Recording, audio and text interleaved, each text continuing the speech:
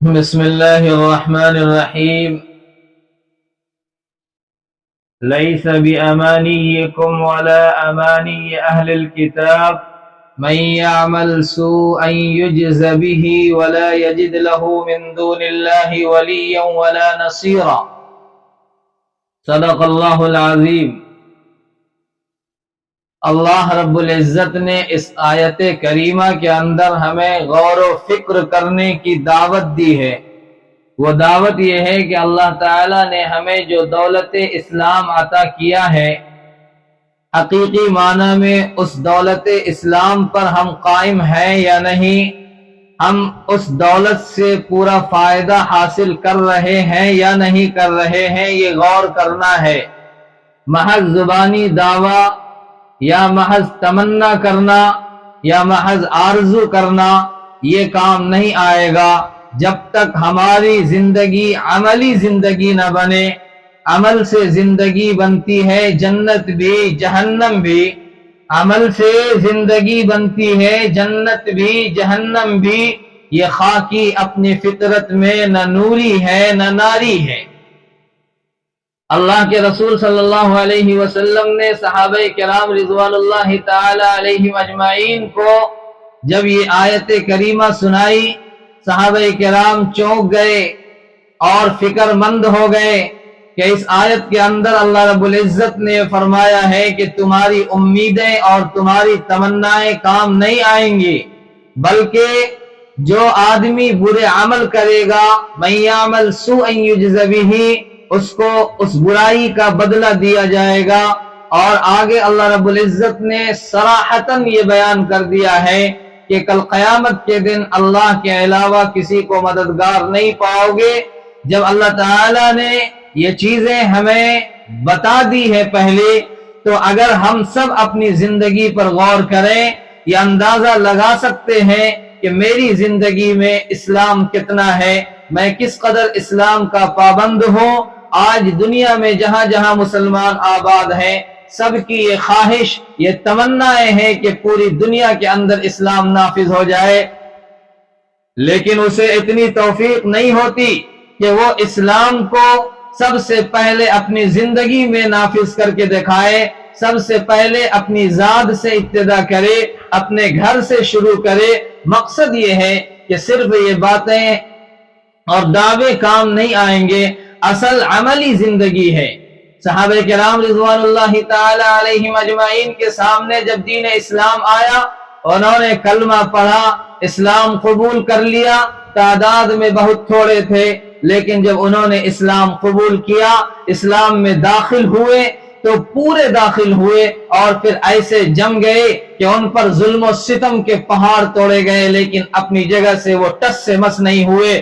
بڑے بڑے مصائب اور تکالیف سے دو چار کیے گئے، لالچ دی گئی، وہ کسی چیز سے نہیں گھبرائے، اپنے دین و مذہب پر جمے رہے. قرآن مجید میں اللہ تعالیٰ فرماتا ہے یا ایھا الذین آمنوا ادخلوا فی السلم کافہ ولا تتبعوا خطوات الشیطان انہ لکم عدو مبین. اے ایمان والو، اسلام میں پورے داخل ہو جاؤ، شیطان کے نقش قدم پر نہ چلو، وہ تمہارا کھلا ہوا دشمن ہے. آج ہم مسلمانوں میں اسلام کے صرف چند احکام نظر آتے ہیں، اور ٹوٹے پھوٹے کسی نے روزے رکھ لیے اور مکمل اسلام اس کو سمجھ لیا، کسی نے 5 وقت کی نماز ادا کر لی، مکمل اسلام سمجھ لیا، کسی نے حج کے زمانے میں حج کر لیا، اس کو مکمل اسلام سمجھ لیا. حالانکہ یہ تو چند عبادتیں ہیں، مکمل اسلام نہیں ہے. مکمل اسلام تو یہ ہے کہ کتاب و سنت کے ہر حکم کو اپنی زندگی میں داخل کیا جائے.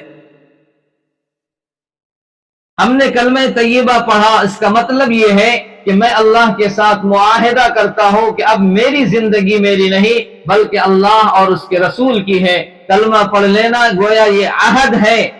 اس لیے حدیث میں فرمایا من قال لا الہ الا اللہ دخل الجنہ، جس نے لا الہ الا اللہ پڑھ لیا وہ جنت میں داخل ہو جائے گا۔ بہت سے لوگ اس کا غلط مطلب نکالتے ہیں کہ جب ہم نے کلمہ پڑھ لیا ہے تو اب سیدھے جنت میں جائیں گے، نہ نماز کی ضرورت ہے، نہ روزے کی ضرورت ہے، نہ حج کی ضرورت ہے، نہ زکوٰۃ کی ضرورت ہے، نہ اور کسی نیک کام کی ضرورت ہے۔ لیکن حدیث میں تو یہی آیا ہے، لیکن صرف لا الہ الا اللہ کہنا کافی نہیں جب تک کہ اس کے تقاضے پر عمل نہ کیا جائے۔ جیسا کہ نکاح کے وقت ایک شخص یہ کہتا ہے میں نے قبول کی یا میں نے قبول کیا، اب میں جب میاں بیوی کی اکٹھی زندگی شروع ہوئی تو میاں بیوی کے لیے کپڑوں کا بندوبست بھی کریں گے، کھانے پینے کا انتظام بھی کریں گے، اور اسی طرح جو ضروریات ہے وہ شوہر پوری کریں گے۔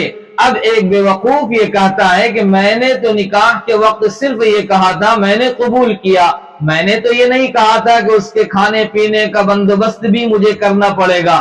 تو پہلے تو ایسا بے وقوف ملے گا نہیں، اگر کوئی کہہ بھی دے تو اسے بتا دیا جائے گا کہ ان الفاظ میں نے قبول کیا سب کچھ آ گیا، مکان بھی آ گیا، کپڑا بھی آ گیا، کھانا پینا بھی آ گیا۔